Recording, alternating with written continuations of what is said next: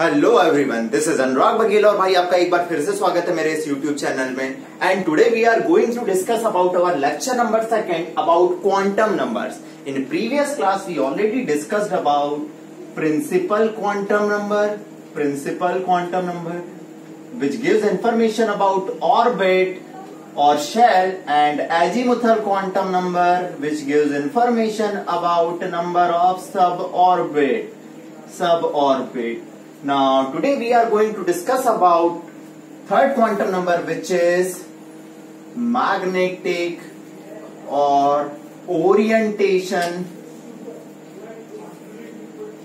quantum number। और भाई इसे बताने से पहले आपको एक बात बता दूं, अगर अभी तक आपने मेरा चैनल लाइक और सब्सक्राइब नहीं किया है तो बस इतनी सी है इन्फॉर्मेशन आपकी, आप उसे लाइक और सब्सक्राइब कर दें, फिर हम कहानी आगे बढ़ाते रहेंगे। बस इतना ही करना है आपको। तो आगे बढ़ाते हैं कहानी मैग्नेटिक क्वांटम नंबर से। ध्यान दीजिएगा, इस कहानी को आगे बढ़ाते हैं और बताते हैं आपको कि इट गिव्स इंफॉर्मेशन अबाउट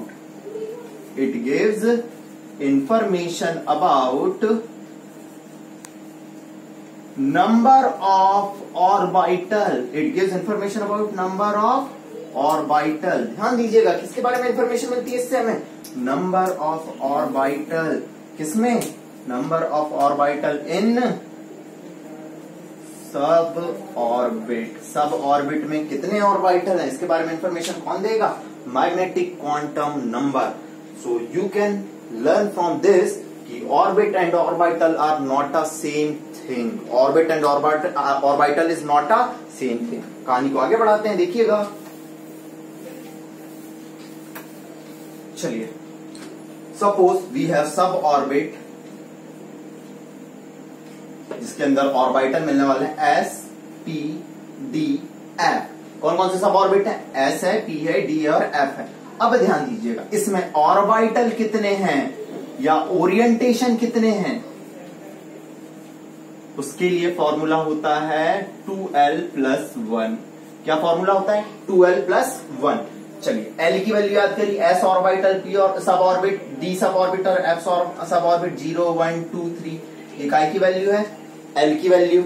ना पुट करिए l की वैल्यू।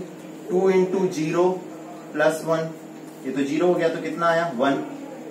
2 × 1 + 1, 2 × 2 + 1, 2 × 3 + 1। करिए कैलकुलेट। 3 5 7। मतलब s सब ऑर्बिट में कितने ऑर्बिटल होते हैं भाई? 1। p सब ऑर्बिट में कितने ऑर्बिटल होते हैं भाई? 3। d सब ऑर्बिट में कितने ऑर्बिटल होते हैं भाई? 5। And in f sub orbit how many orbitals are present? 1 2 3 4 5 6 7। 3 4 5 6 7। 7 orbitals are present। 7 orbitals are present। So you can learn orbit, orbit के अंदर सब orbit, and within sub orbit orbitals are present, and within sub orbit orbitals are present। ये तो हुआ orbital का। चलिए, now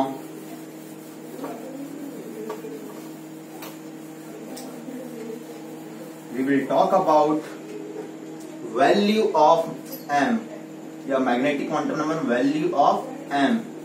तो हमारे पास s ऑर्बिटल है, p ऑर्बिटल है, d ऑर्बिटल है, f ऑर्बिटल है, और हमें अब देखना है वैल्यू ऑफ m की वैल्यू कितनी है। तो ये मैंने बना दिया, ये मैंने बना दिया, ये मैंने बना दिया, और ये मैंने बना दिया। आपको सिर्फ नंबर लाइन याद रखना है, जो होता था ना 0 -1 + 1, 0 -1 -2 होता था। चलिए, इसके लिए हमेशा 0 वैल्यू होती है। कितनी वैल्यू होती है वैल्यू ऑफ m? 0। इसके लिए सेंटर वाले को माना 0, इधर गया -1, इधर गया +1। कौन कौन सी वैल्यू हो सकती है? 0 -1 और +1। चलिए, इसके लिए 0 -1 -2 +1 +2। इसके लिए 0 +1 +2 +3 -1 -2 -3। ये सारी वैल्यूज पॉसिबल हो सकती है। चलिए भाई, इसके लिए 0 मानो, लेकिन p में कौन कौन से होते हैं? px भी होता है, py भी होता है, pz भी होता है। इसके लिए स्पेसिफिक वैल्यू कौन कौन सी है? तो याद रखिए जेड को हमेशा दिमाग में बैठा लीजिए, जेड के लिए होता है जीरो, कभी भी जेड सिंगल आ जाए तो जीरो होगा, जेड सिंगल आ जाए कैसा होगा जीरो, इसके लिए जीरो मान। अब ये देखो एक्स, ये प्लस जैसा दिख रहा है क्या, प्लस जैसा दिमाग में साइकोलॉजिकल माइंड में बैठ चुका होगा आपके। हम हमेशा कंफ्यूज होते हैं कि कौन सी किसकी है, अब साइकोलॉजिकल माइंड बैठ गया कि यार ये एक्स जो है प्लस जैसा दिख रहा है, इसके लिए आ गई +1, बची -1 तो -1 इसके लिए। ऐसे ही डी में होते हैं अपने dxy, dyz, dxz, dx2 y2 and dz2। Z कभी भी अकेला है जीरो, देखा। ये याद करने के तरीके हैं, ये मेरे कन्वेंशन है, अनुराग सर के बनाए हुए कन्वेंशन याद करने के तरीके। dz2 जीरो, चलिए शुरू करो। xy होता है, फिर yz आता है, फिर xz आता है, लाइन से है, और फिर dx2 y2, तो ऐसे याद रखो। इसके लिए -2, फिर -1, +1 और +2, ऐसे याद करोगे बहुत इजी होगा। dxy, dyz, dxz, dx2 y2, dz2, z तो हो गया जीरो, फिर dxy, -2 -1 +1 +2। एफ हमारे नीट के सिलेबस में उतना नहीं पूछा जाता है, तो ये कहानी हुई अपनी मैग्नेटिक क्वांटम नंबर, जो किसके बराबर होती है भाई 2l+1 से अपन निकालते हैं ऑर्बिटल या ओरिएंटेशन। इससे रिलेटेड एक इफेक्ट है, उसे हम कहते हैं जीमन्स इफेक्ट।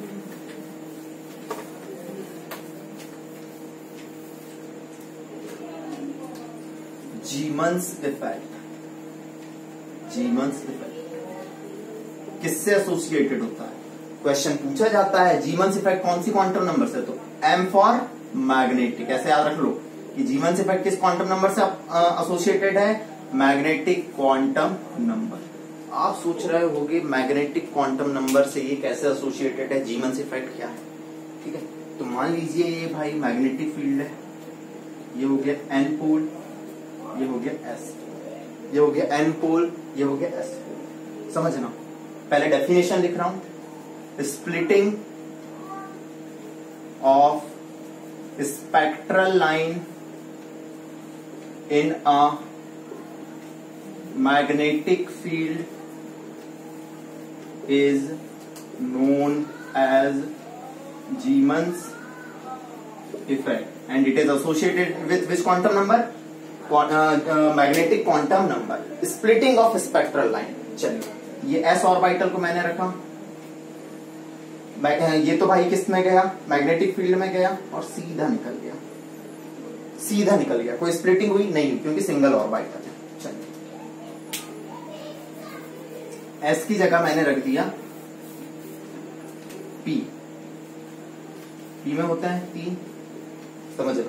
जब ये आउटसाइड द मैग्नेटिक फील्ड, ये तो आउटसाइड है, outside the magnetic field, Px, Py and Pz having the same energy, outside the magnetic field orbitals having same energy and they are known as degenerate orbital having same energy, they are known as degenerate orbital। This is asked in NEET 2017। इस type का कोई question आया था NEET 2017 में, orbitals having same energy is known as a degenerate orbital जब magnetic field के बाहर, लेकिन as they enter in magnetic field they split. 3 थे तो थ्री फोल्ड ऑर्बिटल और डीजेनरेसी लॉस्ट। डीजेनरेसी क्या हो जाती है, लॉस्ट, मतलब अब px ना p के बराबर, py के बराबर है एंड ना py किसके बराबर है, pz के बराबर। This is known as a Zeeman's effect. चलिए ऐसे ही अगर अपन ने डी को रख लिया, किसको रख लिया, डी को, तो डी कितना होता है, 5 होता है, 1 2 3 4 5। dxy, dyz, dxz is equal to dx2 y2 and dz2। ये कितना है, 5 फोल्ड है। कैसा है, 5 fold degenerate orbital, 5 fold degenerate orbital. लेकिन जब ये मैग्नेटिक फील्ड में इंटर करा तो डीजेनरेसी क्या हो जाएगी, लॉस्ट हो जाएगी। डीजेनरेसी क्या हो जाएगी, lost. outside the magnetic field, orbitals of the same energy outside the magnetic field having same energy, but as they enter in a magnetic field they lost degeneracy. अब dxy dyz के बराबर नहीं, energy dyz की dxz के बराबर नहीं, dx square y square के बराबर नहीं, and not equal to the d। ऐसे ही अगर f होगा तो वो कितना हो जाएगा, 7 फोल्ड डिजेनरेट ऑर्बिटल। कैसा हो जाएगा, 7 fold degenerate orbital. This is about Zeeman's effect. Now last अपना जो बचता है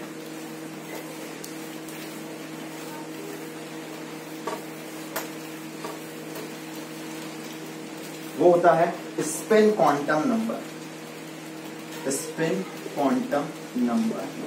चलिए, हम इलेक्ट्रॉन का एड्रेस पता करने आए थे।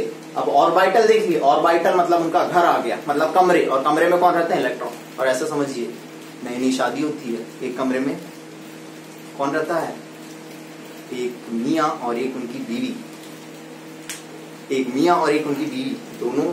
ऐसा नहीं होता, वो तो आजकल भाई नया ट्रेंड आ गया है, एक लड़का और एक लड़की की शादी होती है, एक लड़का रहता है एक लड़की रहती है। तो N orbital contain maximum 2 electron, मतलब एक कमरे में 2 लोग हैं। हम लोगों की बात कर रहे थे, अनुराग सर की शादी होगी, हम तो लड़की से ही करेंगे भाई, तो एक कमरे में अनुराग सर रहेंगे और एक उनकी वाइफ रहेगी। N orbital contain maximum 2 electron like this. देखो, ये अनुराग सर है और ये उनकी वाइफ है, क्या दोनों सेम है, नहीं। N orbital contain maximum 2 electron with opposite spin. अगर इसकी ये हो गया +½ तो ये मान लेंगे कितना, -½ अगर ये क्लॉकवाइज जा रहा होगा तो ये कितना जा रहा होगा, एंटी क्लॉकवाइज। मतलब एस की वैल्यू क्या है, ±½ वैल्यू ऑफ एस कितनी है, ±½ कभी कभार क्वेश्चन पूछा जाता है कि spin off an electron, question क्या पूछा जाता है, स्पिन ऑफ एन इलेक्ट्रॉन कितना होगा, वो होता है ½ × n। ½ × n का मतलब क्या है भाई, n क्या है, नंबर ऑफ अनपेयर्ड इलेक्ट्रॉन। जैसे क्वेश्चन पूछ लिया कि P3 के लिए स्पिन बताओ, P3 बनाया, P 1 electron, 2 electron, 3 electron, spin बताना है, तो स्पिन अपनी क्या होगी, ½ × 3 मतलब 3/2। ऐसे कुछ क्वेश्चन पूछे जाते हैं, ठीक है। दूसरी चीज, तो spin quantum number, N orbital contain maximum 2 electron in opposite spin, it gives information about spin off electron, either electron moves in a clockwise direction, either they move in a anti clockwise direction, either उनकी spin +½ होगी, either उनकी spin क्या होगी, -½ होगी। अगली कहानी, कुछ short trick बता रहा हूं।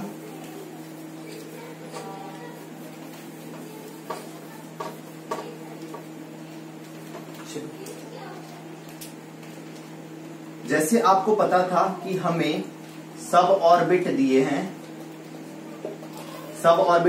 तो उनके लिए ऑर्बिटल निकालते थे अपन। जैसे s सब ऑर्बिट है तो ऑर्बिटल निकालते थे 2 ×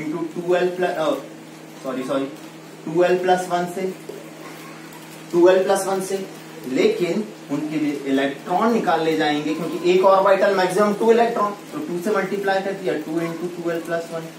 जैसे पता करो कि इसमें l कितना है, 0, तो 0 × 2 0 +1, एक ऑर्बिटल होगा तो इलेक्ट्रॉन कितने होंगे, 1 × 2 कितने इलेक्ट्रॉन होंगे, 2।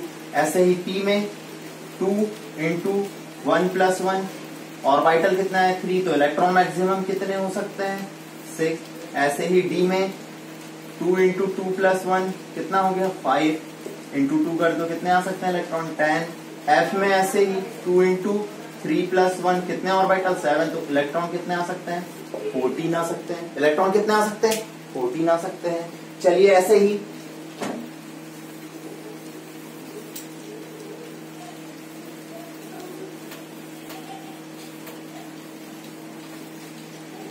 किसी ने पूछ लिया, if n is number of shell, मतलब बिल्कुल सही बात है, n मतलब प्रिंसिपल क्वांटम नंबर या number of shell. Then number of orbital कितने होंगे इसमें, बताओ कितने होंगे। अगर कभी भी बोले तो वो होते हैं n स्क्वायर। कितने होते हैं, n स्क्वायर। और यही पूछ रहे, if n is the number of shell, और बोले देन नंबर ऑफ इलेक्ट्रॉन, वो कितने होते हैं, इलेक्ट्रॉन ऑर्बिटल के एक ऑर्बिटल में 2 होते हैं, 2n स्क्वायर। समझ रहे हो। चलिए मान लीजिए एग्जांपल के तौर पे किसी ने कह दिया n अगर 3 है तो इसमें ऑर्बिटल और इलेक्ट्रॉन कितने हो सकते हैं बताओ। तो 3 का स्क्वायर ऑर्बिटल कितने होंगे बताइए, 3 का स्क्वायर 9, और इलेक्ट्रॉन कितने होंगे भाई 18। इलेक्ट्रॉन कितने होंगे भाई 18। आप बोलोगे शॉर्ट ट्रिक बता रहे हो, तरीका बताओ। अगर 3 है तो 1 होगा 3s, क्योंकि n 3 है तो सब ऑर्बिट भी कितने होंगे भाई, ये शॉर्ट ट्रिक है।